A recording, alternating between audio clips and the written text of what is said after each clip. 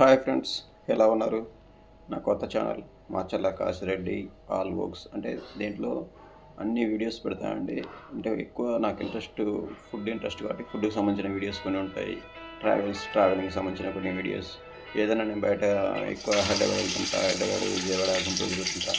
ఇక్కడ మనకు natural foods, natural tiffins, ఏదైనా ఫుడ్కి సంబంధించి ఏ వీడియోస్ ఉన్నా అప్లోడ్ చేస్తుంటా. ఏదైనా కొత్త విషయాలు మీతో షేర్ చేసుకుంటూ ఉంటా. ఏదో దీంట్లో ఏదో సాధిద్దామని కాదు, కొత్తగా పెట్టాను. మీ అందరి సహకారం ఉండాలి. ఇవాళ వెరైటీగా మనం ఆగస్ట్ 4th ఫ్రెండ్షిప్ డే సందర్భంగా ఒక కొత్త కర్రీ తయారు చేయడం నేర్చుకున్నాము. అదేంటంటే మటన్ తలకాయ కర్రీ. మా ఫ్రెండ్స్తో కలిసి తెలంగాణ స్టైల్లో చేసామండి. ఇది ఎలా ఉంటుందో దీని విధానం ఒకసారి మీకు చెప్తాను. ముందుగా మనము స్టవ్ మీద ఒక బాణీ పెట్టేసుకొని, బాణీలో కూరకు తగ్గట్టు కొద్దిగా ఆయిల్, అంటే నేను ఎక్కువ ఆయిల్ తక్కువ వాడతానండి.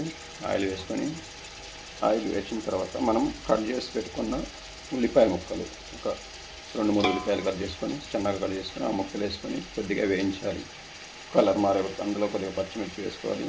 అలా కొద్దిగా కలర్ మారిన తర్వాత మనం ఏదైతే కడిగి పెట్టుకున్నా మనం తెచ్చుకున్న మటన్ కూడా మేము మేకపోతు తెచ్చుకున్నామని బాగుంటుందని ఆ మేకపోతు ముక్కలు తెచ్చుకొని కడిగి పెట్టుకొని అందులో వేసి అంతా కలబెట్టుకోవాలి. బాగా అంతా మనం ఏదంటే ఆనియన్స్, ఈ పచ్చిమిర్చి మొత్తం కలిసేలాగా కలబెట్టుకున్న తర్వాత మూత పెట్టేసి ఒక 10 నిమిషాలు ఉడకనిచ్చాము.